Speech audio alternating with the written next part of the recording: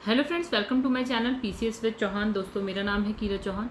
Guys, यहाँ पे हम लोग करें ना दृश्य आईएएस की जो क्विक बुक है उसके बारे में मतलब इसमें से हम कर रहे हैं भारतीय संविधान, राज्य व्यवस्था एंड गवर्नेंस की हम बात कर रहे हैं। चैप्टर नंबर 1 हमारा यहाँ पे चल रहा है, पार्ट 4, यानी कि इस चैप्टर का जो है पार्ट 4 है लास्ट। मतलब इसके बाद जो है सेकंड चैप्टर स्टार्ट होगा। तो जो चैप्टर है वो सिंपल, मतलब अभी तो हम किसकी बात करें, परिचय, यानी कि राज्य व्यवस्था एक परिचय, इंट्रोडक्शन टाइप आप समझ लीजिए अभी चल रहा है हमारा। ठीक है, धीरे धीरे आने लगेगा आपको मज़ा। अभी शायद मे भी ना आ रहा हो, इतना मज़ा ना आ रहा हो पढ़ने में, बट हाँ धीरे धीरे आएगा। तो दोस्तों, यहाँ पे आप लोग ना मेरा व्हाट्सएप नंबर भी देख सकते हैं। अगर आपको कोई हेल्प की ज़रूरत हो आप बिल्कुल मुझे व्हाट्सएप कर सकते हैं। हाँ, रिप्लाई मेरा थोड़ा सा लेट आ जाता है, 1-2 दिन लेट हो जाता है, थोड़ा सा नहीं तो मतलब हाँ रिप्लाई मैं कर देती हूँ। अगर आप लोग को कोई हेल्प चाहिए होती है पीडीएफ रिलेटेड, वो भी मैं आप लोगों के लिए कर देती हूँ। ठीक है, और अगर आपको दृष्टि मतलब इसका यूआरएल चाहिए ना, अगर आपको दृष्टि की पीडीएफ नहीं कहेंगे हम, ये यूआरएल है, डाउनलोड नहीं होता है कुछ, खोलिए आप ऐसे सेंड कर सकते हैं। टेलीग्राम मेरा चैनल है, वो आप ज्वाइन कर सकते हैं, वहाँ से आपको मिल जाएगा। ठीक है, तो अब क्या करते हैं ना, आगे बढ़ते हैं। तो दोस्तों, कुछ क्रांति की बारी कुछ क्रांतियों के बारे में हमने बात करी थी। लोकतंत्र, संविधानवाद का ऐतिहासिक विकास, यहाँ पे हमने 2-3 क्रांति की बात करी थी, जैसे कि एक इंग्लैंड की क्रांति थी, फिर हमने देखा था अमेरिका की क्रांति, और एक हमने देखा था फ्रांसीसी क्रांति। आगे बढ़ जाते हैं। फिर यहाँ पे देखिए क्या है, जो टॉपिक हमारा अभी स्टार्ट होने वाला है वो है वर्तमान समय में संविधानवाद। आप समझ रहे हैं, संविधान हो जिस देश ऐसा जो संविधान से चल रहा हो। संविधानवाद के समक्ष विद्यमान चुनौतियाँ क्या है, ये देखिए। अब देखिए, संविधान के सार तत्व यही है कि शासन की शक्तियों का प्रयोग जो है शासन के वही अंग करे जिन्हें संविधान के अनुसार उन शक्तियों का प्रयोग का अधिकार दिया गया हो। वे शक्तियों का प्रयोग उन्हीं मर्यादाओं के भीतर रहकर करे जो संविधान ने उन पर आरोपित की हो। मतलब इनने कहा कि भैया संविधान में बहुत सारी शक्तियां दी हैं, लेकिन उन्होंने कहा है कि इसका प्रयोग वही लोग करें जिनके लिए कहा गया है। ठीक है, तो इन्होंने ये भी कहा है कि शक्ति का प्रयोग तो आप करें, लेकिन एक मर्यादा के भीतर करें, वो भी संविधान में लिखा है। ये नहीं कि अपने मनमाने ढंग से करें, नहीं, संविधान में सब लिखा है अपने। किंतु समाज और राजनीति की स्थितियां अत्यंत जटिल हो गई। मतलब समाज की स्थिति भी जटिल है, राजनीति की स्थिति भी क्या है, जटिल है। संविधान में लिखा सब कुछ है, और उसमें क्या है, उसमें से कई स्थितियां जो है संविधानवाद के सामने क्या है, चुनौती पेश करती है। मतलब देखिए, हमने संविधान में एक आइडियल तरीके से सब कुछ लिख दिया, लेकिन अब क्या है, समाज अलग हिसाब से चल रहा है। समाज में इतनी विभिन्नताएं हैं कि समाज बिल्कुल वैसे तो आइडियल तरीके से नहीं चल सकता, कभी कुछ प्रॉब्लम तो वो हो गई। राजनीति उस हिसाब से नहीं चलती, राजनीति तो खतरनाक हिसाब किताब है उसका, तो उसमें तो इसकी वजह से संविधान में जो लिखा है, उस संविधान में जो भी बात है तो उसमें उसके समक्ष क्या है ना, चुनौतियाँ खड़ी हो जाती हैं। ठीक है, अब ऐसी चुनौतियों की बात कर लेते हैं। तो देखिए, इसने कहा कई जो विकासशील देश जो विकसित नहीं है, विकसित होने के कगार पे हैं, मतलब कगार पे नहीं, उस रास्ते पे चल रहे हैं। तो विकासशील देश यानी कि डेवलपिंग कंट्रीज, तो कई विकासशील और नव स्वाधीन, मतलब न्यूली इंडिपेंडेंट, अभी जो नए इंडिपेंडेंट हुए देशों में तो सबसे बड़ी चुनौती संविधान सम्मत शासन प्रणाली को बचाए रखने की है। मतलब इसने कहा कि जो विकासशील देश हैं जैसे कि हम, ठीक है, और जैसे कि जो न्यूली इंडिपेंडेंट हुए अभी भी, ठीक है, तो उनके समक्ष सबसे ज़्यादा बड़ी चुनौती है कि आप संविधान के सम्मत जो मतलब संविधान को मानते हुए जो है शासन चलाएं। अच्छा, भारत के अपवाद को छोड़ दिए, चलिए हमने छोड़ दिया भारत को, तो क्या है, एशिया अफ्रीका के अधिकांश जो नव स्वाधीन देश है ना, उनमें संवैधानिक सरकार को गिराकर क्या है, आपका सैनिक शासन की स्थापना के उदाहरण देखने को मिलते हैं। मतलब इसने कहा कि एशिया और क्या होता है, अफ्रीका में बहुत सारे देश हैं जो क्या होते हैं, न्यूली इंडिपेंडेंट में ना हम भी आ जाते हैं। ठीक है, अभी कितना ही टाइम हुआ है हमें आज़ाद हुए। ठीक है, तो गाइस उसने कहा कि भैया ऐसे न्यूली इंडिपेंडेंट मतलब स्वतंत्र हो गए देश। अब वहाँ पे आया संविधान, लेकिन संविधान से के हिसाब से चल नहीं पाया। वहाँ फिर क्या हो गया ना कि सैनिक शासन आ गया, सैनिक शासन।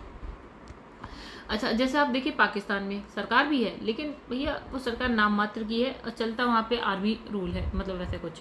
ठीक है, पाकिस्तान है, बांग्लादेश में भी कुछ ऐसा ही चलेगा, मिलिट्री बहुत स्ट्रॉन्ग है। ठीक है, म्यांमार में भी आपको ये स्थिति देखने को मिलती है। ठीक है, इसने कहा कई देशों में क्या होता है कि जो विकासशील देश में, विशेषतः विकासशील देशों में क्या होता है कि व्यक्ति पूजा, पर्सनैलिटी कल्ट का महत्व बहुत अधिक है। इसके अंतर्गत किसी व्यक्ति विशेष का महत्व इतना अधिक हो जाता है कि सभी संवैधानिक संरचना जैसे कि आपकी विधायिका, कार्यपालिका इत्यादि, उनके पिछलग्गू बन जाते हैं। मतलब इन्होंने कहा कि कोई एक व्यक्ति ऐसा इतना पॉपुलर हो जाता है कि लोगों को फ़र्क ही नहीं पड़ता कि क्या सही है क्या गलत है, वो जो कह दे उसके पीछे पीछे चल रहा है, सारा कार्यपालिका चली, सारी विधायिका चल रही है, ठीक है। तो कुछ देशों में ऐसा मतलब करिश्माई नेतृत्व के कारण होता है, तो कुछ में क्या है जन भावनाओं के कारण होता है। मतलब कुछ देशों में ये सारी चीज़ें कब होती हैं, जैसे करिश्माई नेतृत्व हो, कहीं पे जन भावना की होती है। तो भारत में जैसे बात करें तो ये जवाहरलाल नेहरू हो गए, इंदिरा गांधी, तो उनके शासन में ऐसा ही दिखता था कि वो जो कह दें ना जनता आराम से मान लेती थी, सब मान लेते, कार्यपालिका मान लेती, विधायिका मान लेती, ज़्यादा पॉइंट आउट नहीं करते थे। जवाहरलाल नेहरू चाहे इंदिरा गांधी के टाइम की बात कर रहे हैं। अच्छा, चीन में क्या है, माओ, सोवियत संघ के लेनिन, स्टालिन, और क्यूबा में आपका फिदेल कास्त्रो। इनमें क्या था कि इनमें जन समर्थन इन्हें जो है ना हासिल था, तो वो भी कुछ इसी तरह से हिसाब चला था कि मतलब जो कह दे, मतलब ज़्यादा वो नहीं था इसमें कि कोई आलोचना करे या कुछ भी, ऐसा नहीं था। अब इसलिए कई देशों में कुछ जो है दबाव समूह यानी कि क्या प्रेशर ग्रुप्स इतने प्रभावी होते हैं कि संवैधानिक पदों पर क्या है आसीन व्यक्ति को उनके दबाव के अनुसार निर्णय लेना पड़ता है। इसका मतलब इन्हें का सरकार तो है, लेकिन कहीं पे ऐसे दबाव समूह, सपोज एक देश है उसकी सरकार है, लेकिन वहाँ पे कुछ दबाव समूह इतने स्ट्रांग होते हैं ना कि सरकार को उनके सामने क्या होता है ना, झुकना ही पड़ जाता है। अमेरिका के कुछ क्या है व्यापारिक घराने अमेरिकी आर्थिक नीतियों को क्या है व्यापक रूप से प्रभावित करते हैं। अमेरिका की बात करिए, ठीक है, लगभग क्या है यही स्थिति भारत में भी देखने को मिलती है।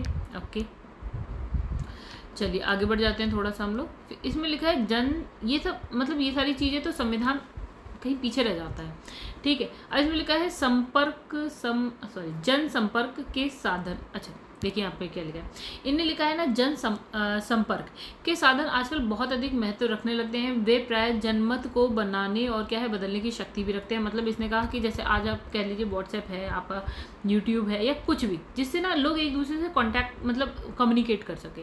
तो इससे क्या होता है ना कि लोग एक दूसरे हर बात ना चुटकी भर में आप तक पहुंच जाती है, क्या सही चल रहा है क्या गलत चल रहा है, ये सारी चीज़।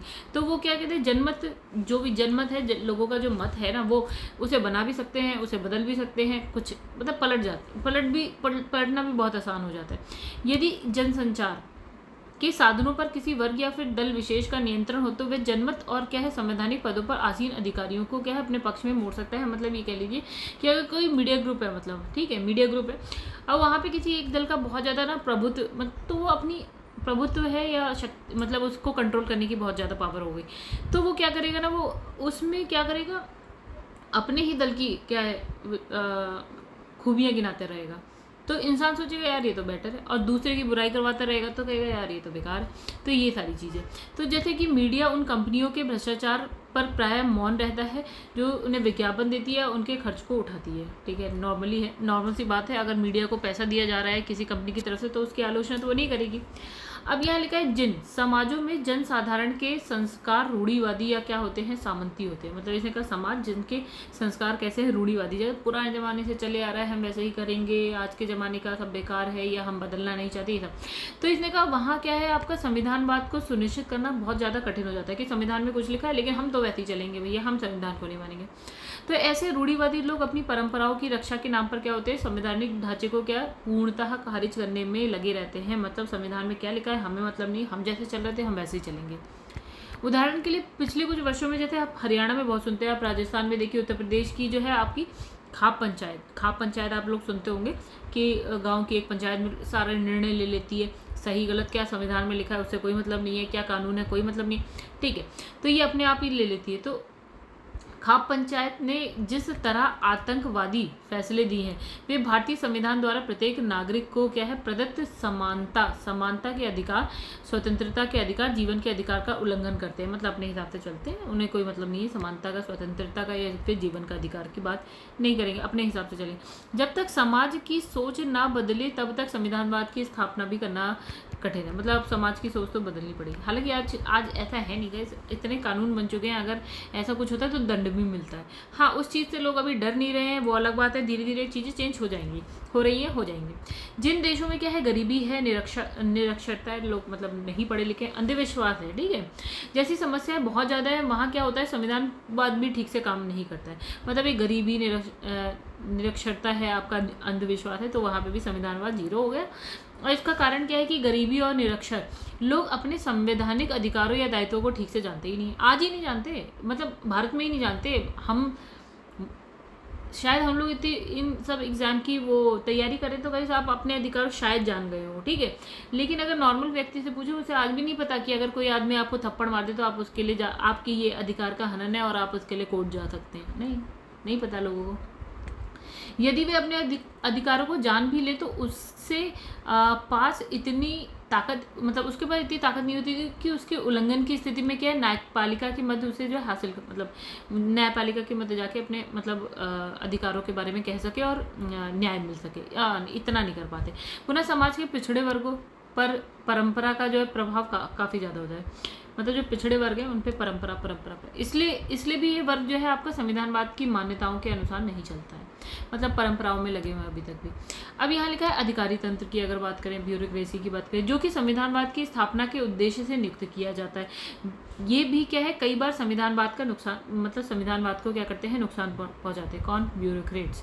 लोक कल्याणकारी राज्य की अगर हम बात करें तो उसके सफल संचालन के लिए बहुत बड़ी संख्या में अधिकारियों की जरूरत पड़ती है। मतलब कैसा राज्य बनाने के लिए? लोक कल्याणकारी राज्य, यानी कि वेलफेयर स्टेट बनाने के लिए भी आपको किसकी जरूरत पड़ती है? अधिकारियों की जरूरत पड़ती है। उन्हें शक्तियां भी देनी पड़ती हैं, किंतु बहुत से अधिकारी क्या करते हैं? इन शक्तियों का अतिक्रमण करते हैं, इसका दुरुपयोग जो है व्यक्तिगत हितों में करते हैं, मतलब अपने हित के लिए इसका दुरुपयोग करते हैं, जो क्या है संविधानवाद की जो मान्यताएं हैं उसके विपरीत हो जाता है। मतलब अपने हित में जैसे चाहे वैसे कर सकते हैं, पैसा खाओ, ये सब करो, ये सब करने लगते हैं। जब उनमें शक्तियां मिल जाती हैं तो आम आदमी तो वैसे ही डर जाता है।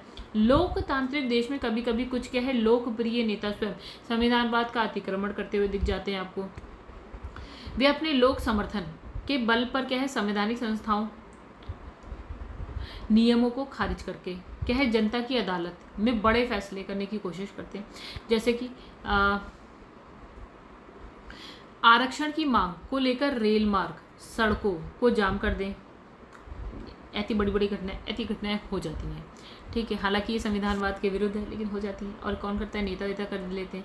अच्छा, यहाँ पे लिखे नेक्स्ट इसमें लिखा है गरीब देशों का संवैधानिक तंत्र वहाँ भी कमजोर पड़ जाता है, जहाँ उन्हें अपनी आर्थिक मजबूरियों के कारण क्या है विश्व बैंक यानी कि वर्ल्ड बैंक या फिर IMF जैसी संस्थाओं की दबाव पूर्ण नीतियों को स्वीकार करना पड़ता है। यानी कि सपोज कोई आर्थिक संकट आ जाए किसी देश के पास, वो पहुंच गया वर्ल्ड बैंक या IMF पहुंच गया, यानी कि आपका इंटरनेशनल मॉनेटरी फंड मतलब अंतर्राष्ट्रीय मुद्रा कोष पहुंच गया, तो भैया वो कुछ शर्तें रख देती है, हम आपको पैसा दे देंगे लेकिन आपको इस हिसाब से चलना पड़ता है। तो यहाँ पे भी प्रॉब्लम। तो 1991 में अगर हम बात करें तो भारत में ऐसा ही कुछ हुआ। तो इसमें क्या है 1991 के आसपास क्या है भारतीय राज्य व्यवस्था भी इस तनाव से गुजरी है। ऐसा हुआ है कि हम आपको पैसा तो दे देंगे लेकिन हमारी कोई शर्तें हैं आपको माननी पड़ेंगी। तो LPG आ गया था उस वक्त। अच्छा, LPG क्या है वो हम बाद में पढ़ लेंगे। फिर लिखा है जिन देशों में तीव्र सामाजिक परिवर्तन घटित हो रहा है, मतलब सामाजिक परिवर्तन तेजी से हो रहा है, वहाँ संविधानवाद के सफल संचालन के लिए क्या है राज्य को बहुत मजबूत होना पड़ता है, क्योंकि अब बहुत चेंजेस आ रहे हैं, बहुत तेजी से चेंजेस आ रहे हैं। तो क्या है आपका जो राज्य है ना उसको बहुत ही फोकस करना पड़ेगा इस चीज़ पे। और क्या है लेकिन ऐसा जल्दी हो नहीं पाता, ठीक है। चलो आगे बढ़ते हैं। इसमें लिखा है यदि, चलिए हो गया, इतनी बात हो गई, हमने देख लिया संविधानवाद क्यों खतरे में या इसकी क्या चुनौतियाँ हैं, ठीक है।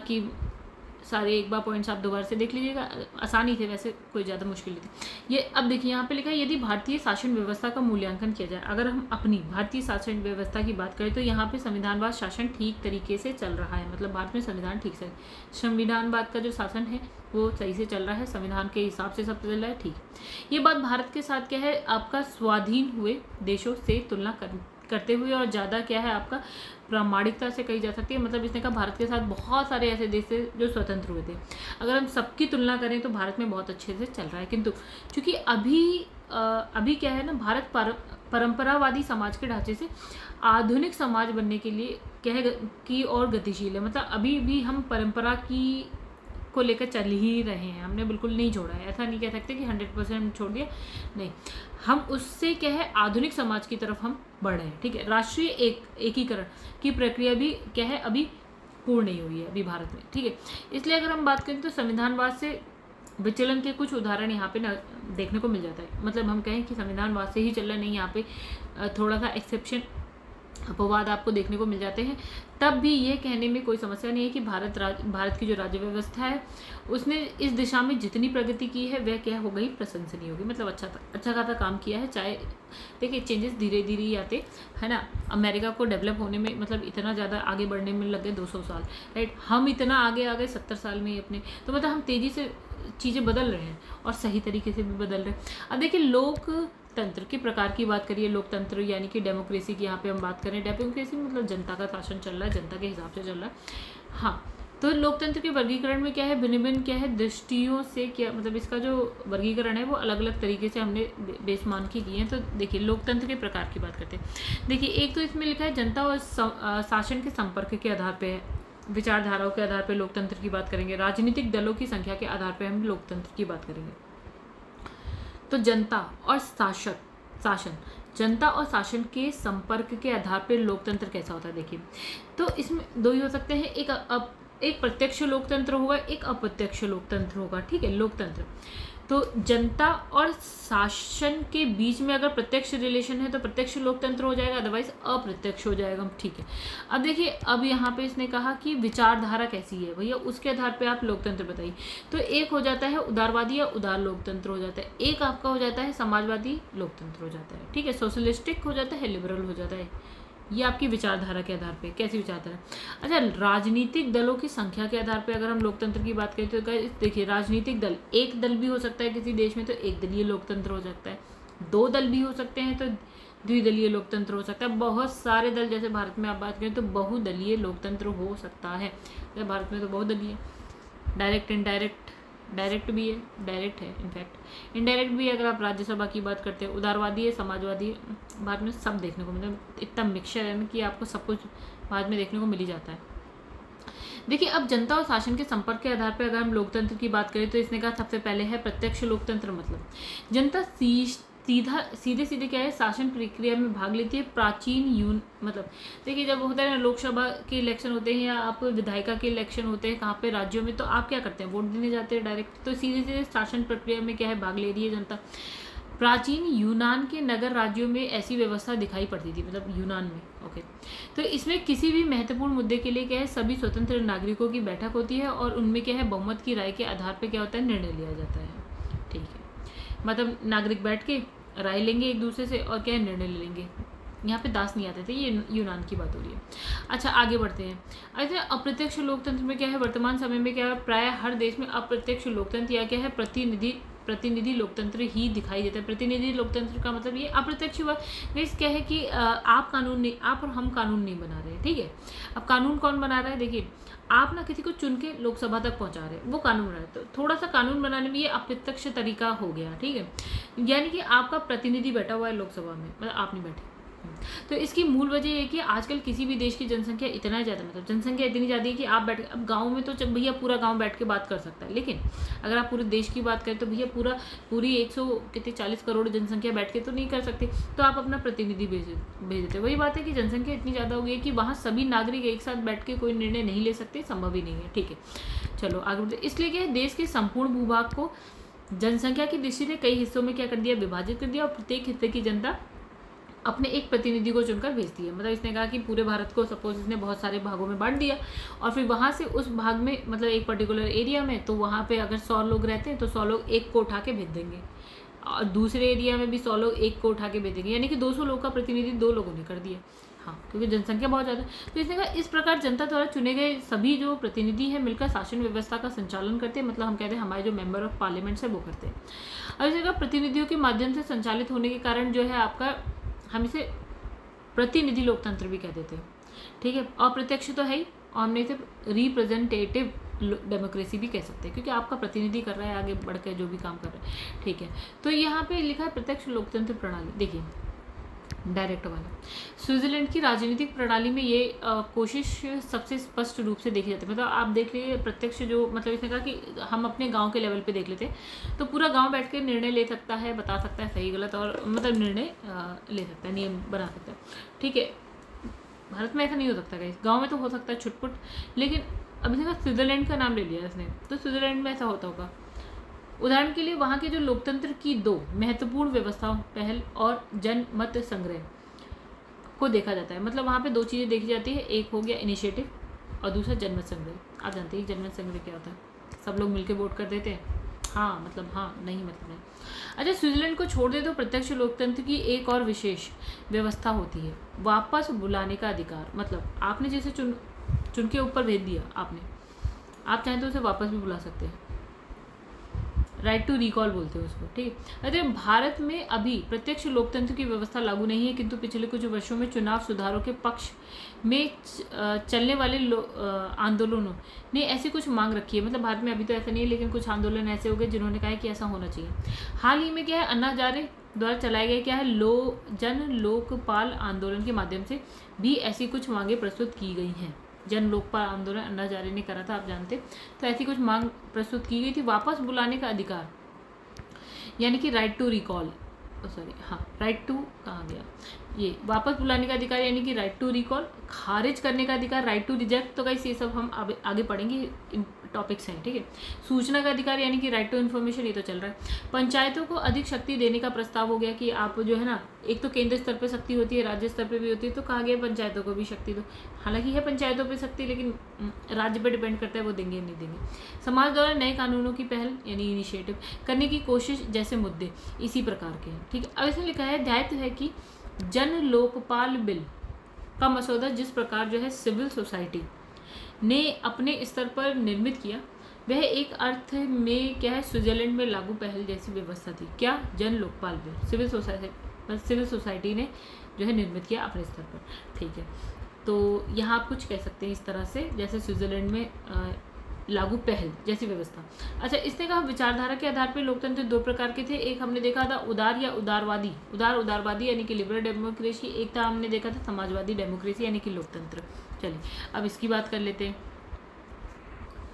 तो दोस्तों यहाँ जो पहला है वो है लिबरल उदार डेमोक्रेसी यानी कि लोकतंत्र। देखिए इसमें आप ऐसा थोड़ा एक ध्यान मतलब अपने दिमाग में भारत को लेके चलिएगा, ठीक है। तो इसमें देखो क्या लिखा है कि आधुनिक काल में अगर हम बात करें आज का जो टाइम है, तो लोकतंत्र का विचार कुछ क्या है, उदारवादी चिंतकों ने क्या करा है, प्रस्तुत किया है। इसलिए इसे क्या बोला, उदार लोकतंत्र। मतलब जो लोकतंत्र के बारे में जिस कहा है, तो वो बंदे जो थे ना वो उदार थे, इसलिए उदारवादी लोकतंत्र हो गया। उदारवादी जो है विचारधारा की अगर बात करें, इसका क्या मतलब है कि ऐसी विचारधारा जो क्या है व्यक्ति और उसकी स्वतंत्रता को इम्पोर्टेंस दे रही है। व्यक्ति भी इम्पोर्टेंट है, उसकी स्वतंत्रता भी इम्पोर्टेंट है, ठीक है। अब ये कहाँ पे आपको देखने को मिलेगा, अमेरिका है, ऑस्ट्रेलिया है, ब्रिटेन, जर्मनी, इटली है, और भारत में भी ऐसा ही है फिलहाल। तो इसमें लिखा है उदार लोकतंत्र का विश्वास क्या है, मतलब मूल विश्वास क्या है। ये कहता है प्रत्येक व्यक्ति इतना विवेकशील होता है वहाँ पे कि वे अपने बारे में सर्वश्रेष्ठ निर्णय स्वयं ले सकता है। मतलब इतना विवेकशील है व्यक्ति कि अपने बारे में निर्णय ले सकता है, ठीक है। अब इसने कहा कि इसलिए यदि सभी व्यक्ति स्वतंत्र मतदान के माध्यम से अपने राजनीतिक प्रतिनिधि का चयन करते हैं, तो उस प्रतिनिधि के माध्यम से अपना शासन स्वयं चलाते हैं, ठीक है। मतलब वही बात है कि वो आप अपने हिसाब से कहते हो कि भैया ये वाला बंदा जाना चाहिए लोकसभा या लोकसभा में, ठीक है। वो उनके मतलब रिप्रेजेंटेटिव है, तो वो उस हिसाब से जो है मतलब उसके थ्रू शासन चला रहा है वो व्यक्ति या जनता, ठीक है। तो इसमें कहा है कि यह एक आदर्श स्थिति है, ठीक है भैया। तो इस दृष्टिकोण के आधार पर क्या है, उदार लोकतंत्र के समर्थक लोकतांत्रिक शासन प्रणाली के लिए क्या है मतलब इसमें क्या है निम्नलिखित जो है शर्तों का प्रावधान करते हैं। मतलब क्या क्या चीज़ें होनी चाहिए जो उदारवादी लोकतंत्र की अगर हम बात करें शासन प्रणाली में क्या चीज़ें होती है। तो इसने कहा कि इसमें एक या एक से अधिक दल या उम्मीदवारों की उपस्थिति होनी चाहिए, जैसे भारत में देखने को मिलता है, ठीक है। इसने कहा जितने भी प्रत्येक जो वयस्क नागरिक है ना उनको वोट देने का अधिकार होना चाहिए। मतलब भारत में भी आप देखते हैं निश्चित अंतराल के बाद, मतलब इसने कहा कि थोड़े थोड़े समय के बाद, हम कहते हैं 5-5 साल के बाद स्वतंत्र और निष्पक्ष जो है चुनाव होने चाहिए। भारत में आप देखते हैं राजनीतिक पदों और जो आपका ये अधिकारी तंत्र है उनके पदों को क्या है मुक्त प्रतिस्पर्धा योग्यता के आधार पर भरा जाना चाहिए। जैसे कि आप कहते हैं ब्यूरोक्रेसी में जो IAS IPS ऑफिसर बनता है वो एग्जाम देके जाता है, बिल्कुल उसकी योग्यता के आधार पर जाता है। और विशेष वर्ग के विशेषाधिकार नहीं होने चाहिए, मतलब किसी विशेष वर्ग को ऐसा विशेषाधिकारी हो जाए अलग से डाल दिया उठा के, नहीं, योग्यता के आधार पर जाइए। प्रत्येक व्यक्ति को गरिमापूर्ण जीवन जीने के लिए आवश्यक स्वतंत्रताएं प्राप्त होनी चाहिए, मतलब वही स्वतंत्रता का अधिकार, मतलब ये सारे अधिकार होने चाहिए, जैसे कि आपका अभिव्यक्ति की स्वतंत्रता होनी चाहिए, भारत में है। धार्मिक स्वतंत्रता होनी चाहिए, वो भी है। अच्छा, जनसंचार के साधनों पर सरकार का अनुचित क्या होना चाहिए, दबाव और नियंत्रण नहीं होना चाहिए। मतलब इसने कहा जो मास मीडिया है, मतलब जो कहते हैं ना मास मीडिया पर सरकार का बहुत ज़्यादा कंट्रोल नहीं होना चाहिए। उन्हें कुछ सीमाओं के भीतर सरकार की आलोचना करने का अधिकार भी होना चाहिए। जैसे भारत में आप देखने को मिलता है, कोई भी सरकार गलत करती है तो बोलते हैं, सही करते हैं तो बोलते हैं, ठीक है। अब जगह विभिन्न हित समूह जो होते हैं ना, यानी कि आपका इंटरेस्ट ग्रुप होते हैं या दबाव समूह होते हैं, उसको संगठित होने का और क्या है अपनी मांगे मनवाने के लिए जो है सरकार पर दबाव डालने की आज़ादी होनी चाहिए, जो कि आप यहाँ पे देख सकते हैं कि सरकार पर दबाव डलता है। अच्छा, न्यायपालिका की स्वाधीनता होनी चाहिए, भारत में है। और ये क्या है, विधायिका और कार्यपालिका के प्रभाव से मुक्त होनी चाहिए, वो भी भारत में देखने को। तभी मैंने कहा कि भारत को आप लेके चलेगा। चलिए, तो ये हमने देख लिया ना, उदार लोकतंत्र की बात कर ली, ठीक है। अब समाजवादी लोकतंत्र की बात कर लेते हैं। देखिए गाइस, नाम से थोड़ा सा है कि यहाँ पे ना बात क्या करते हैं ना, कि अगर आपके पास 100 रुपये है ना और 10 लोग हैं, तो 100 रुपये को 10 लोगों में बराबर बांट दीजिए। कोई भी चीज़ है तो बराबर हर एक पे पहुँचनी चाहिए, ठीक है।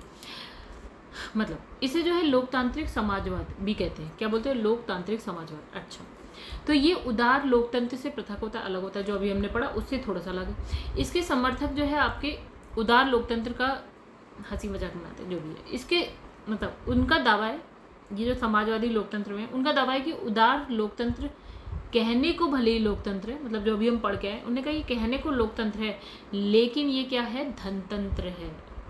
अच्छा, क्यों? क्योंकि चुनाव जो है वहाँ बहुत महंगा पड़ता है। गरीब बंदा जो है चुनाव में इतना पैसा खर्च करके चुनाव नहीं लड़ सकता, ठीक है। समाजवादी लोकतंत्र के समर्थक जो हैं लोकतंत्र के माध्यम से क्या करते हैं, समाजवाद लाना चाहते हैं। जो समाजवादी लोकतंत्र के समर्थक लोकतंत्र के माध्यम से समाजवाद लाना चाहते हैं, ठीक है।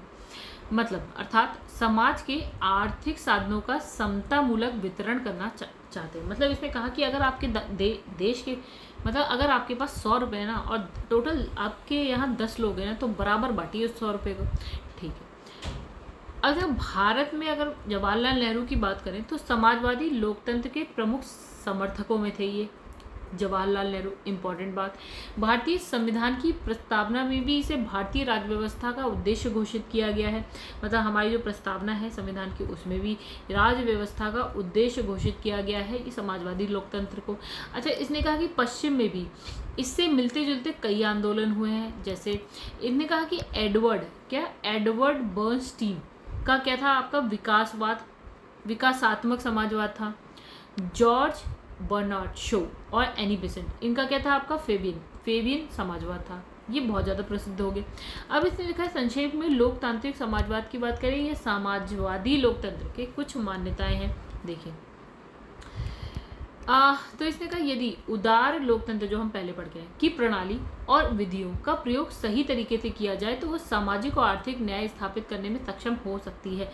यानी इसने कहा जो अभी हमने उदारवादी समाजवाद की बात करी, तो वो प्रॉपर तरीके से होने लगे ना, तो क्या है आपका सामाजिक और आर्थिक न्याय जो है स्थापित करने में सक्षम हो सकते हैं, ठीक है। दो से अधिक दल की उपस्थिति, बिल्कुल हमने उसमें पढ़ा था, तो ये अगर है तो भी सही। वयस्क मताधिकार है, वो तो है ही, इसमें भी वही चीज़ है, उसमें भी वही चीज़ है। बस इसने का जो वितरण है ना आर्थिक, मतलब जो भी है वो हर एक बंदे तक होना चाहिए। ऐसा नहीं है कि एक बंदे के पास सब कुछ है और 9 बंदों के पास कुछ भी नहीं है, बहुत कम हो गया, नहीं, बराबर समानता होनी चाहिए हर चीज़ में। पारदर्शी निर्वाचन प्रणाली है, तो बिल्कुल ये उदारवादी लोकतंत्र में भी था। तो इसने कहा वही अगर तरीके से हो ना, तो आप जो है समाजवादी लोकतंत्र को स्थापित कर सकते हैं। फिर शांतिपूर्ण सत्ता हस्तांतरण जैसी प्रक्रिया जो है आपका समाजवादी लोकतंत्र को स्वीकार करती है। अगर इस तरीके से सब कुछ, हालांकि उसमें भी था, तो ये समाजवादी लोकतंत्र ले आएगा। आर्थिक समानता, देखो वही बात का लाना जरूरी है। आर्थिक समानता मतलब कोई गरीब ना हो, कोई बहुत ज़्यादा अमीर ना हो, बराबर में आ जाओ, ठीक है। किंतु क्या है, इसके लिए लोकतांत्रिक प्रक्रिया ही काफ़ी है। ये जो है मार्क्सवादियों का जो हिंसक क्रांति थी ना, उसके सिद्धांतों को स्वीकार नहीं करता।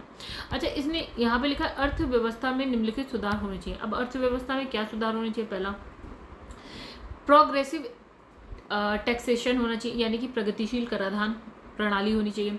प्रत्येक व्यक्ति को रोजगार मिलना चाहिए, रोजगार ना मिलने पे कम से कम उसको गुजारा भत्ता तो दो, ठीक है। अब इसने कहा कि उत्पादन के महत्वपूर्ण साधनों पर व्यक्तिगत नहीं सार्वजनिक स्वामित्व तो होना चाहिए, यानी कि जितना भी आप उत्पादन कर रहे हैं एक व्यक्ति के पास ना रहे, आप उसे बांट दीजिए सब में। भूमि और बड़े उद्योगों का क्या होना चाहिए, राष्ट्रीयकरण होना चाहिए। जैसे पहले भारत में था बहुत मतलब जो मेन जो संस्थान थे वो सब गवर्नमेंट ऑफ इंडिया के पास था, लेकिन फिर बाद में उसको चेंज कर दिया, मतलब फिर वो प्राइवेट भी आ गए हैं, पब्लिक भी है, अभी आप देखते हो। तो यहाँ तो इन्होंने कहा भूमि का भी राष्ट्रीयकरण करिए और बड़े उद्योगों का भी, लेकिन ये थोड़ा सा गड़बड़ है। निजी संपत्तियों को स्वीकार किया जा सकता है, लेकिन इसने कहा कि मतलब ये है कि आपके पास अगर खेत है ना तो खेत हो सकते हैं आपके पास, कोई प्रॉब्लम नहीं है, लेकिन हाँ तो ये 12 एकड़ हम कहते हैं कि एक लिमिट लगा दो, अधिकतम लिमिट लगा दो कि एक बंदे के पास 12 एकड़ से ज़्यादा ना हो, ठीक है, ताकि जो आपका जो वर्ग अंतराल है ना वो ज़्यादा ना बढ़े। मतलब एक के पास सपोज 100 एकड़ खेत है, एक के पास 0 है, ये नहीं होना चाहिए, ठीक है। ऐसे का समाजवादी लोकतंत्र के समर्थक लोक कल्याणकारी राज्य के समर्थक होते हैं, ये इंपॉर्टेंट सी बात हो गई। समाज के जो वर्ग वंचित हैं उनके लिए संरक्षणात्मक भेदभाव होना चाहिए, ठीक है। सामाजिक न्याय की व्यवस्था की जानी चाहिए, मतलब थोड़ा सा भेदभाव कर लीजिए जो लोगों से जो थोड़ा सा बहुत ज़्यादा वंचित है, ठीक है। मतलब हम कहते हैं समानता समानता समानता नहीं, लेकिन उनके लिए उनके उद्धार के लिए थोड़ा सा आपको भेदभाव करना पड़ेगा, ठीक है। अब आ जाते हैं राजनीतिक दल की संख्या के आधार पर हम लोकतंत्र की बात करेंगे, ठीक है। अभी हमने क्या पढ़ा फिर से देखते हैं एक बार। तो गैस यहाँ कहाँ गया, कहाँ चला गया गैस, सॉरी, हाँ यहाँ पे तो हमने क्या देखा, हमने देखा जनता और क्या है आपके शासन के संपर्क के आधार पर प्रत्यक्ष अप्रत्यक्ष देखा था, फिर विचारधारा के आधार पर उदारवादी समाजवादी। अब राजनीतिक दलों की संख्या के आधार पर हम देखने जा रहे हैं, तो इसमें क्या है एक दलीय लोकतंत्र है, 2 दलीय लोकतंत्र है और क्या है बहुदलीय। चलिए इन तीनों के बारे में बात कर लेते हैं। ओके, तो इसमें देखिए एक दलीय में क्या लिखा है, इसमें सिद्धांततः या व्यवहारता एक ही दल का प्रभुत्व होता है, मतलब एक ही दल आपको मिलेगा, क्या इलेक्शन होता है समझ नहीं आता। साधारणतः इसके 2 रूप दिखाई पड़ते हैं। पहला रूप क्या, इसमें क्या है संविधान के स्तर पर एक ही दल को जो है चुनाव लड़ने का अधिकार होता है, मतलब एक ही दल है, पता नहीं क्या चुनाव लड़ते हैं। भूतपूर्व सोवियत संघ सहित क्या है अधिकांश जो समाजवादी राज्य है उसमें आपको ये देखने को मिलेगा, ठीक है। मतलब जो पहला सोवियत संघ था, मतलब यूएसएसआर था, मतलब जो अभी रशिया का, मतलब रशिया और बहुत सारे कंट्रीज मिले हुए थे तब की बात करिए। आज जो समाजवादी राज्य है ना उनकी बात कर रहा है, तो वहाँ ऐसा देखने को मिला। तो इन व्यवस्थाओं में क्या है समाजवादी दल यानी कि कम्युनिस्ट पार्टी एकमात्र दल होता है, मतलब ऐसे में आप देखेंगे ना तो जो एक दल होगा वो कम्युनिस्ट समाजवादी दल होगा। नागरिकों को उससे पृथक कोई दल बनाने का अधिकार ही नहीं है, मतलब आप दूसरा दल नहीं बना सकते। यदि अन्य दल होता भी है तो वे इसी शर्त के साथ कि वे समाजवादी दल के नेतृत्व के अधीन काम करेगा। मतलब आप दल भी बनाओ लेकिन आप किसके अधीन काम करोगे, समाजवादी दल के नेतृत्व के अधीन। अच्छा, वर्तमान चीन में ऐसी व्यवस्था, एक ही दल है भैया, तभी एक ही राष्ट्रपति बना जा रहा है। फिर एक दलीय प्रणाली का दूसरा रूप देखिए, इसमें क्या है सैद्धांतिक तौर पर क्या होता है कई दल होते हैं, किंतु सैद्धांतिक तौर पे कई दल है किंतु व्यवहारिक तौर पर एक ही दल है, लगातार सत्ता में आया जा रहा है, ठीक है। अच्छा, दरअसल इस प्रणाली को एक दलीय प्रणाली कहने से ज़्यादा उचित होगा कि एक दल प्रधान प्रणाली है। मतलब आपने कहा दल तो बहुत ज़्यादा हो गए, लेकिन प्रधान जो बन रहा है वो एक ही दल से बन रहा है, दल बना लो कोई फर्क नहीं पड़ता। भारतीय राजनीति में आज़ादी के बाद 1977 तक क्या होता था, केंद्र सरकार ने जिस तरह कांग्रेस दल का प्रभुत्व था वह एक दल प्रधान प्रणाली का उदाहरण है। मतलब इसने कहा कि भैया दल तो बहुत थे भारत में, लेकिन इसका प्रभुत्व तो सिर्फ कांग्रेस का था। तो 1977 तक जो भी आपके प्राइम मिनिस्टर बन रहे हैं या जो भी सरकार बन रही है कांग्रेस की बन रही है, भले ही दल का क्या करें, बने जा रहे हैं। फिर इसमें मैक्सिको की राजनीति में भी ऐसा ही आपको देखने को मिलता है। मैक्सिको कहाँ है गाइस, नॉर्थ अमेरिका कॉन्टिनेंट यानी कि महाद्वीप पर है, देख लीजिएगा। अब द्विदलीय प्रणाली की बात करते हो, इसमें क्या होता है 2 राजनीतिक दल हो गए, ठीक है, जिसका अर्थ है कि मतलब इसका मतलब ये नहीं है कि संविधान के स्तर पर क्या है ऐसी प्रणाली में 2 ही दल को चुनाव लड़ने की अनुमति होती है। मतलब इसने कहा कि ऐसा नहीं है सिर्फ 2 ही दल को चुनाव लड़ने की अनुमति, वहाँ जो है राजनीतिक दल भी होते हैं, अन्य राजनीतिक दल होते हैं, लेकिन क्या होता है व्यवहारिक स्तर पर शेष दलों को इतना महत्व नहीं होता। 2 बहुत इंपॉर्टेंट होते हैं, ठीक है। प्रभावी तौर पर अगर बात करें तो सत्ता उन दोनों दलों के पास ही बनी रहती है, भले ही 3, 4, 5, 6 दल हों, लेकिन 2 बहुत ज़्यादा इंपॉर्टेंट होते हैं, बाकी सब ऐसे चुटपुट।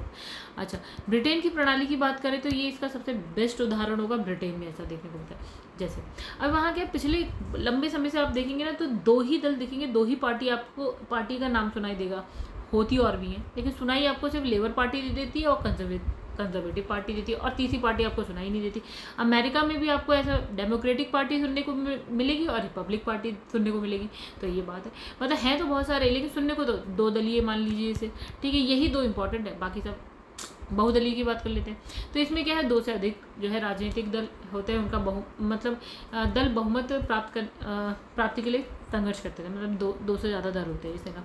तो ऐसा हो सकता है कि आमतौर पर उनमें से जो है 2 ही दल ज़्यादा प्रभावी हो। व्यवहारिक स्तर पर क्या होता है कि द्विदलीय प्रणाली की तरह ये कार्य करता है, किंतु इसमें जो है जो शेष दल होते हैं, मतलब इसमें भी 2 ही दल कह रहे हैं बहुत ज़्यादा इंपॉर्टेंट होते हैं, लेकिन जो शेष दल होते हैं वो कमज़ोर नहीं होते हैं, वो महत्वहीन नहीं माने जाते। जैसे आप स्वीडन की बात की, नॉर्वे, फ्रांस, इटली की बात करिए, तो वहाँ कुछ ऐसा देखने को मिलेगा आपको। भारत में संविधान निर्माताओं ने भी क्षेत्रीय और भाषाई वैविध्य को देखते हुए इस प्रणाली को चुना है। मतलब भारत में भी बहुदलीय है, बहुत सारे दल हैं।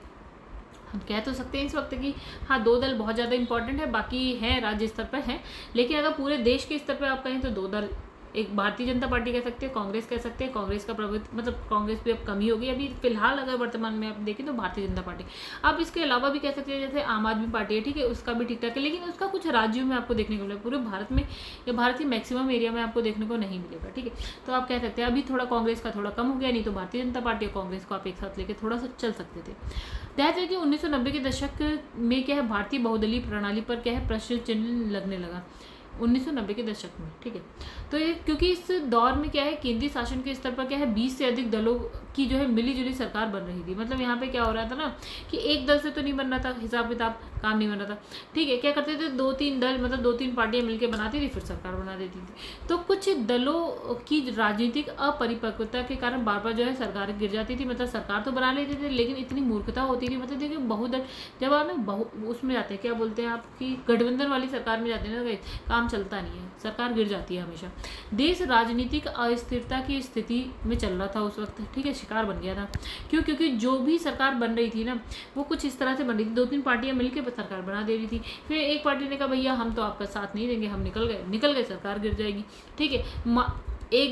सपोज कि 2-3 दल ने मिलकर सरकार बनाई, 2-3 दल, उन लोग की विचारधारा अलग है, कैसे काम चल जाएगा, फिर प्रॉब्लम क्रिएट हो रही है, सरकार गिर रही। तो इस समय क्या है, कई राजनीतिक विद्वानों ने सुझाव दिया कि भारतीय दलीय व्यवस्था को द्विदलीय प्रणाली के ढांचे में डाल देना चाहिए, किंतु ऐसा करने की विशेष आवश्यकता नहीं पड़ी। मतलब इन्होंने कहा 2 दल में डाल दो, बाकी दल को ऐसी तैसी करो, ठीक है, क्योंकि काम चल नहीं रहा है, ठीक है। एक दल जीते चाहे दूसरा दल जीते, मतलब एक ही दल आए बस, मतलब राजनीति में अगर आए, मतलब सरकार में आए तो ठीक है। तो लेकिन इसकी हमें इतनी जरूरत नहीं पड़ी, क्योंकि भारतीय मतदाताओं को राजनीतिक परिपक्वता और क्या है उभरती हुई नई राजनीतिक संस्कृति के कारण क्या है धीरे धीरे 2 गठबंधन स्थिर होते गए, और अधिकांश दल इन गठबंधनों के साथ जुड़ते गए। मतलब अब यहाँ पे जो जनता है, थोड़ा उनकी जो राजनीतिक परिपक्वता को देखा जाए, वो उभरती हुई नई राजनीतिक संस्कृति के कारण क्या हुआ, धीरे धीरे 2 गठबंधन स्थिर हो गए, ठीक है, और अधिकांश दल इन गठबंधनों के साथ क्या है जुड़ते गए। अब क्या है, धीरे धीरे ऐसी प्रणाली विकसित हो गई जिसे हमने कहा द्विगठबंधीय व्यवस्था कह दिया, ठीक है। अभी भी भारत में क्या है, यही वो चल रहा है। जैसे आप हाँ ये देखिए लिखा एनडीए चल रहा है और यूपीए चल रहा है, ठीक है। एक तो हो गया राष्ट्रीय जनतांत्रिक गठबंधन, हो गया एक संयुक्त गतिशील गठबंधन। अभी जो चल रही है सरकार क्या है, किसकी चली गई, एनडीए की चली, जिसमें बहुत बड़ा जो एक पार्टी आप कह सकते हैं वो बीजेपी है, और चुटपुट और भी बहुत सारी पार्टियां हैं। यूपीए में बहुत बड़ा एक कह सकते थे कांग्रेस था, और चुटपुट और भी थे, ठीक है। मतलब इसमें 2 जो है ना गठबंधन, ये द्विगठबंधनीय व्यवस्था कह दी, ठीक है। मतलब एनडीए में बहुत सारे हैं, यूपीए में बहुत सारे, ठीक है। अब लिखा है इस नए ढांचे का लाभ ये है कि इसमें द्विदलीय प्रणाली वाली जो है स्थिरता जो है विद्यमान है, और देश के भाषाई, सामाजिक, आर्थिक, सांस्कृतिक वैधव्य को अभिव्यक्ति देने वाली बहुदलीय प्रणाली के लाभ भी यहाँ शामिल है। मतलब आपको द्विदलीय मिलेंगे, बहुदलीय प्रणाली भी मिल जाएगी, दोनों चीज़ देखने को मिल जाएगी, ठीक है। अब चलिए आगे क्वेश्चन आंसर देख लेते हैं गाइस। तो यहाँ पे लिखा है, तो उससे पहले गाइस अगर आप लोग को मेरी वीडियो पसंद आए तो वीडियो को लाइक कर दीजिएगा, चैनल को सब्सक्राइब कर दीजिए। अगले निम्नलिखित शब्दों पर विचार करिए। संवैधानिक सरकार वह है जो राज्य की सत्ता के हित में व्यक्ति की स्वतंत्रता पर प्रभावकारी प्रतिबंध लगाती है। तो वैसे निम्नलिखित कथनों पर विचार कर लेते हैं। चलिए, संवैधानिक सरकार वह है क्या है? जो राज्य की सत्ता के हित में व्यक्ति की स्वतंत्रता को प्रभावकारी प्रतिबंध लगाती है। बिल्कुल गलत, प्रतिबंध नहीं लगा सकती। जो व्यक्ति की स्वतंत्रता के हित में राज्य की सत्ता पर प्रतिबंध लगा सकती है, मतलब व्यक्ति की स्वतंत्रता सही है, राज्य की स्वतंत्रता पर लगा सकती है। बिल्कुल सही बात है। दूसरा सही है, पहला गलत है। भारत में संसदीय प्रणाली की सरकार है क्योंकि क्या है? मंत्रिपरिषद लोकसभा के प्रति क्या होती है? उत्तरदायी होती है। बिल्कुल सही बात। अब इसने लिखा है राज्य के लिए अनिवार्य तत्व कौन से है? भूभाग है, सरकार है, संप्रभुता है, जनसंख्या है, यानी चारों ही हैं। ठीक है, सही बात। और इसने लिखा है कि राज्य के चारों तत्व वैकल्पिक रूप से अनिवार्य नहीं, बिल्कुल अनिवार्य, वैकल्पिक रूप से नहीं होंगे। गाइस, ये गलत हो गया आपका। यदि चारों तत्व में से एक भी अनुपस्थित होता है, राज्य की अवधारणा निरर्थक हो जाती है। बिल्कुल सही बात है, यानी केवल 2 सही है आपका। फिर उसके बाद आगे बढ़ जाते हैं। इसमें निम्नलिखित कथनों पर चलो विचार कर लेते हैं। तो यहाँ पे लिखा है कि संप्रभुता राज्य का सर्वाधिक महत्वपूर्ण तत्व है। सही बात है। ये संप्रभुता राज्य की वह सार्वभौमिक शक्ति है जिससे वह किसी भी बाह्य और आंतरिक निर्णय को लेने के लिए स्वतंत्र होती है। बिल्कुल सही बात है, यानी कि दोनों ही सही बात है, यानी कि सी सही है, यानी कि 1 और 2 दोनों सही है। 6th है आपका, ब्रिटिश भारत में वायसराय का शासन वस्तुतः राज्य नहीं है। ओके, हाँ बिल्कुल सही है, क्योंकि गाइस यहाँ पे संप्रभुता का अभाव था, सब कुछ है, हमारे पास संप्रभुता नहीं थी। ठीक है, अब इसने कहा कि भारत के संदर्भ में क्या है? संसदीय शासन प्रणाली में निम्नलिखित में से कौन सा सिद्धांत संस्थागत रूप से निहित है? ओके, संसदीय शासन प्रणाली में भारत के क्या क्या है? निहित है। ओके, तो इसने कहा कि मंत्रिमंडल के सदस्य संसद के सदस्य होते। बिल्कुल सही बात है। जब तक मंत्रियों को संसद का विश्वास प्राप्त होता है तब तक ही वे अपने पद पर बने रहते हैं। ये भी सही बात है। राज्य का अध्यक्ष ही मंत्रिमंडल का अध्यक्ष होता है। ये हो गई गलत बात, मतलब पहला और दूसरा सही है, तीसरा गलत है। भारत और अमेरिका की राजनीतिक व्यवस्था के बीच निम्नलिखित में से कौन सी विशेषताएं समान है? ओके, तो इसने कहा अवशिष्ट शक्ति केंद्र के पास होती है। कहाँ पे? भारत में। ठीक है, विशेषताएं समान है। ओके, तो अवशिष्ट शक्ति इसने कहा केंद्र के पास होते हैं, अवशिष्ट शक्ति राज्यों के पास होते हैं, राष्ट्रपति के पास पॉकेट वेटो की शक्ति होती है, और क्या है? उच्च सदन में कुछ मनोनीत सदस्य होते हैं। तो दोस्तों, अगर हम यहाँ पे बात करें ना कि कॉमन क्या है, तो कॉमन सिर्फ यहाँ पे सिर्फ ये है, राष्ट्रपति के पास पॉकेट वेटो की शक्ति होती है। ये अमेरिका में भी वैसे ही, भारत के पास भी वैसे ही। चलो आगे बढ़ते। भारत में राजनीतिक प्रणाली की आवश्यकता के कारण क्या थे? मतलब आवश्यकता के कारण क्या है? जैसे भारत में राष्ट्र निर्माण की प्रक्रिया अभी भी चल रही है, जिससे राष्ट्र विरोधी ताकतें नुकसान पहुंचा सकती है। सही बात है। भारत की आंतरिक सुरक्षा के समक्ष कई चुनौतियां। बिल्कुल सही बात है। भारत के कल्याणकारी राज्य की भूमिका में है भारत एक। बिल्कुल सही बात है। भारतीय समाज तीव्र सामाजिक परिवर्तन के दौर से गुजर रहा है। सही बात है, ये सब हम पढ़ चुके हैं गाइस। अच्छा, यहाँ पे लिखा निम्नलिखित कथनों पर विचार कर लेते हैं। चलो, आमतौर पर लोकतांत्रिक प्रणालियाँ संविधानवाद के दायरे में आती हैं। ठीक है, सही बात है वैसे। ठीक है। ओके, दूसरा लिखा है संविधानवाद एक विचारधारा है जिसमें संविधान और विधानों के निश्चित समुच्चय को सर्वोच्चता प्राप्त है। दोनों ही सही है। ए भी सही, मतलब 1 भी सही, 2 भी सही। निम्नलिखित में से किस व्यवस्था को आप अति अविनाशी राज्यों का विनाशी संगठन कहेंगे? मतलब इसने कहा कि राज्यों का विनाश नहीं हो सकता, लेकिन उससे बना हुआ जो संगठन है ना, उसका विनाश हो सकता है। तो हम बोलते हैं परिसंघात्मक व्यवस्था को बोलते हैं। ठीक है, ये हम पढ़ चुके हैं। अविनाशी राज्य का विनाशी संगठन कहने वाली ये वही है, परिसंघात्मक व्यवस्था। ठीक है, सेम क्वेश्चन है, रिपीट हो गया। भारत की संसदीय शासन प्रणाली और ब्रिटेन की संसदीय शासन प्रणाली में अंतर का बिंदु निम्नलिखित में से कौन सा है? मतलब इसने कहा भारत में भी संसदीय शासन प्रणाली, ब्रिटेन में भी है, लेकिन इसमें अंतर कहाँ पे? देखिए, अंतर यहाँ पे इसने लिखा है सामूहिक उत्तरदायित्व है। ठीक है, न्यायिक समीक्षा। ठीक है, तो आंसर है बी, न्यायिक समीक्षा ब्रिटेन में नहीं होती, भारत में होती है। ठीक है, सामूहिक उत्तरदायित्व दोनों में है आपका, द्विसदनीय व्यवस्थापिका दोनों में है, वास्तविक और नाममात्र की कार्यपालिका ये भी दोनों में है। ठीक है, आगे बढ़ जाते हैं। अब लिखा है वह राजनीतिक प्रणाली जिसमें प्रांतों कार्यकारी इकाइयों का निर्माण जो है संघ की इच्छा पर निर्भर होता है। ओके, तो इसको हम बोलते हैं जो तो गाइस इसका आंसर हो गया आपका एकात्मक व्यवस्था हो गया। और यहाँ पे निम्नलिखित कथनों पर विचार कर लेते हैं। चलो, वर्तमान में अमेरिकी संघ ना होकर क्या है? परिसंघ बन गया है, तो गलत बात है, ये संघीय। अब एकात्मक व्यवस्था में विनाशकारी राज्यों का अविनाशकारी संगठन होता है, मतलब राज्यों का विनाश हो सकता है लेकिन संगठन का नहीं हो सकता। ठीक है, तो आंसर हो गया ये वाला, ये था, ये मतलब एकात्मक व्यवस्था की इसने बात कर दी। चलिए नेक्स्ट यहाँ पे क्या लिखा है कि अध्यात्मक शासन प्रणाली की विशेषता बताइए यहाँ पे। चलिए, तो इसमें कहा है कि कार्यकारिणी का प्रमुख राष्ट्रपति होता है, बिल्कुल सही बात है। राष्ट्रपति अपने मंत्रिपरिषद का चयन स्वयं करता है, ये भी बिल्कुल सही बात है। राष्ट्रपति व्यवस्थापिका को भंग नहीं कर सकता, ये भी सही बात है। तीनों ही सही है, ऊपर वर्णित सभी तथ्य सही है। ओके चलिए, तो आंसर हो गया डी। संविधानवाद की शुरुआत मानी जाती है, कहाँ से मानी जाती है संविधानवाद की, देखिएगा इस ब्रिटेन से मानी जाती है, ठीक है। लिखित संविधान की अगर आप बात करें तो अमेरिका नाम लिखिएगा, लेकिन शुरुआत जो है ब्रिटेन से मानी जाती है। अब इसने यहाँ लिखा है कि निम्नलिखित में से कौन सी प्रत्यक्ष लोकतंत्र की विशेषता है। मुझे पहल वापस बुलाने का अधिकार है, जनमत संग्रह हो गया, ओके। तो गाइस आंसर है डी, यानी कि तीनों ही है, ठीक है। अब इसने कहा कि निम्नलिखित कथनों पर विचार कर लेते हैं। चलो, उदारवादी लोकतंत्र व्यक्ति और उसकी स्वतंत्रता को जो है आपका महत्वपूर्ण मानता है, बिल्कुल सही बात है।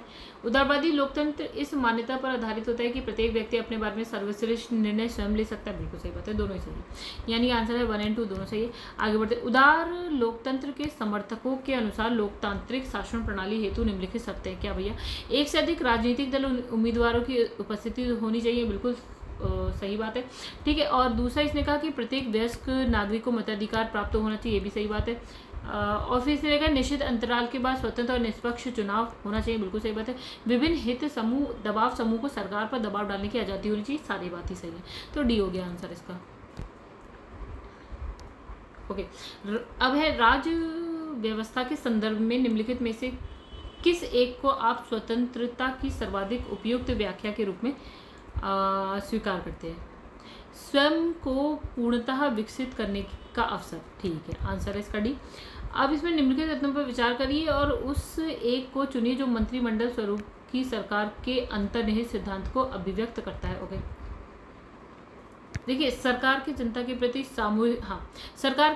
प्रति सामूहिक उत्तरदायित्व को सुनिश्चित करने के लिए संसदीय लोकतंत्र की एक क्या है आपकी क्रियाविधि है, ठीक है। अरे भारत में राजनीतिक व्यवस्था की मूलभूत लक्षण क्या है, इसमें क्या है, संसदात्मक रूप की सरकार है भारत में, बिल्कुल सही है, सब जानते हैं, ठीक है, ओके, ठीक है। और भी देख लेते हैं, इसमें और भी ऑप्शन है। तो इसमें संसदात्मक रूप की सरकार है, बिल्कुल सही बात है। सर्वोच्च सत्ता भारत की जनता, बिल्कुल सही बात है। एक लोकतांत्रिक गणतंत्र है, बिल्कुल गणतंत्र है भारत, ठीक है। यह एक एकीकृत शक्ति का प्रावधान नहीं, एकीकृत शक्ति का प्रावधान नहीं। 1 2 3 आपका सही है, ओके, आगे बढ़ जाते हैं। आज मैंने निम्नलिखित नेताओं में से कौन दल रहित लोकतंत्र की अवधारणा के संबद्ध है, तो इसमें आंसर है जयप्रकाश नारायण की बात करी गई है। निम्नलिखित में से कौन सा एक जो है राजनीतिक वैधता का स्रोत नहीं है। ओके, तो इसने कहा सहमति होनी चाहिए, तर्कसंगत प्रज्ञा होनी चाहिए, शासन की राजनीतिक इच्छा शक्ति नहीं, और सार्वजनिक कारण, ये होना चाहिए, तो कहीं सी नहीं होना चाहिए। नेक्स्ट लिखा है निम्नलिखित में से एक अध्यक्षात्मक स्वरूप की सरकार की विशेषता है। राष्ट्रपति विधायी निकाय का हिस्सा नहीं होता, अलग से कार्यपालिका का होता है, विधायिका का नहीं होता है। निम्नलिखित में से कौन सी एक भारतीय परिसंघवाद की विशेषता नहीं है। ओके, प्रत्येक राज्य सरकार की स्वयं की शक्ति होती है, ये तो सही बात है। फिर इसमें लिखा है कि न्यायालयों को संविधान और सरकार की विभिन्न स्तरों की शक्तियों का निर्वचन करने की शक्ति होती है, बिल्कुल सही बात। ये केंद्रीय सरकार के अधीनस्थ होता है, तो ये गलत बात है। अगर सरकार के हर स्तर के लिए क्या है, राजस्व के स्रोत जो है स्पष्ट रूप से विनिर्दिष्ट है, ये भी सही बात है, तो इसका आंसर हो गया सी। तो नेक्स्ट चलते हैं, राष्ट्रपति प्रणाली के बारे में निम्नलिखित में से कौन सा कथन जो है सही है। ओके, तो देखिए, शासनाध्यक्ष राष्ट्राध्यक्ष भी है, बिल्कुल सही बात है। कार्यपालिका विधायी कार्यों को वीटो कर सकते हैं, बिल्कुल सही बात है। राष्ट्रपति चाहे तो कर सकता है वीटो, यानी दोनों सही। अब यहाँ पे आ जाइए, संवैधानिक शासन के बारे में निम्नलिखित कथनों पर विचार करिए। ये सीमित शासन का एक रूप है, ये सही बात है। अब जगह एक शासन है जहाँ संविधान लोक प्राधिकार का आधार है, गलत। ये हाँ, ये भी सही है। एक शासन है, ये एक शासन है जहाँ सम्राट राज्य का औपचारिक अध्यक्ष है, गलत। ऐसा शासन है जहाँ सदैव सार्वभौम वयस्क मताधिकार है, तो गाइस ये भी गलत है। आंसर 1 और 2 है, ठीक है। देखिए नेक्स्ट इसमें शक्ति प्रार्थक का सिद्धांत किसके बीच में शक्तियों का विभाजन करता है? तो है राज्य व्यवस्था और अर्थव्यवस्था के बीच में। चलिए आगे बढ़ते हैं।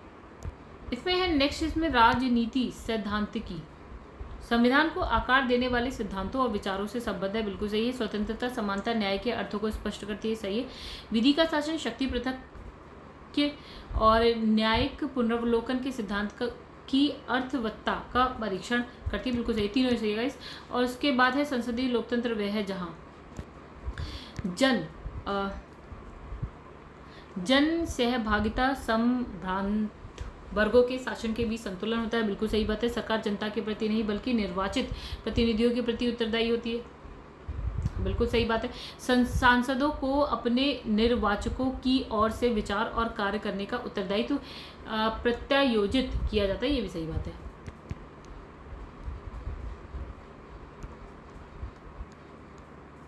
अब इसमें लिखा है निम्नलिखित में से कौन सा समाजवाद का केंद्रीय सिद्धांत नहीं है? तो इसने कहा ऐतिहासिक भौतिकवाद होना चाहिए। यहाँ संबंध और वर्ग संघर्ष होना चाहिए। यह है द्वंद्वात्मक भौतिकवाद है, ये भी सही। ये व्यक्तिक स्वतंत्रता, ये नहीं है इसका सिद्धांत, इसके सिद्धांतों में नहीं आता। फिर इसमें लिखा है संघीय प्रणाली का निम्नलिखित में से कौन सा लक्षण भारतीय राज्य व्यवस्था प्रणाली में नहीं पाया जाता? इसमें लिखा है दोहरी नागरिकता भारत में है ही नहीं, एकल है। ठीक है, बाकी भी पढ़ लेते। परिसंघ और क्या है? राज्य सरकारों के बीच शक्तियों का वितरण है। बिल्कुल सही बात है। संविधान की सर्वोच्चता भी है। संविधान के निर्वाचन में न्यायालयों का क्या है? प्राधिकार भी है। अब लिखा है निम्नलिखित में से कौन सा एक संघीय प्रणाली का अभिलक्षण नहीं है? संघीय प्रणाली तो कैसे यहाँ लिखा है सरकार की विधायी और कार्यपालिका शाखाओं के बीच शक्ति का कोई पृथक्करण नहीं है। ये गलत बात हो गई। पृथक्करण है विधायिका और कार्यपालिका की शक्ति में। अच्छा, इसमें सरकार के दो सुस्पष्ट स्तर होते हैं। बिल्कुल सही बात है। केंद्र में अलग है, राज्य में अलग है। सरकार के प्रत्येक स्तर की जिम्मेदारियों शक्तियां एक लिखित संविधान में लिखी होती है। बिल्कुल सही बात है। उच्चतम न्यायालय को इस उपबंध के निर्वचन और विवाद के मामले में मध्यस्थता की जिम्मेदारी सौंपी गई, यानी कि उच्चतम न्यायालय बीच में आ जाता है अगर विवाद होता है तो। ये भी सही बात है। जो आंसर गलत है, ये पृथक्करण नहीं है विधायिका कार्यपालिका में, ये गलत है, बाकी सारे सही है। तो वैसे ये आंसर भी आप लोग एक बार देख सकते हैं ऐसे ही। चलिए नेक्स्ट चैप्टर भी एक बार देख लें क्या लिखा है, कौन सा चैप्टर भैया? भारतीय संविधान के विकास की यात्रा। चलिए हम लोग नेक्स्ट वीडियो से करेंगे। आई होप आप लोग को अभी की वीडियो अच्छी लगी हो। अगर अच्छी लगी हो तो वीडियो को लाइक करिएगा, चैनल को सब्सक्राइब नहीं किया तो कर लीजिए, कमेंट करके जरूर बताइएगा आपको कैसी लगी। घटना चक्र की गाइस आप लोग वीडियो देखना चाहते हैं तो चैनल की प्लेलिस्ट में जाइए, वहाँ पे आपको सारी घटना चक्र की वीडियो मिल जाएगी। प्लस एक चीज़ और, अगर आपको PDF रिलेटेड हेल्प चाहिए तो गाइस आप मुझे व्हाट्सएप करिएगा, ठीक है। और टेलीग्राम पेज मेरा ज्वाइन कर सकते हैं आप लोग चाहे तो, नीचे ही आपको डिस्क्रिप्शन में लिंक मिल जाएगा, वहाँ से आप ज्वाइन कर सकते हैं। चलिए गाइस यहाँ पे वीडियो को एंड करते हैं, बहुत बड़ी वीडियो हो गई। मिलेंगे नेक्स्ट वीडियो में, तब तक के लिए धन्यवाद।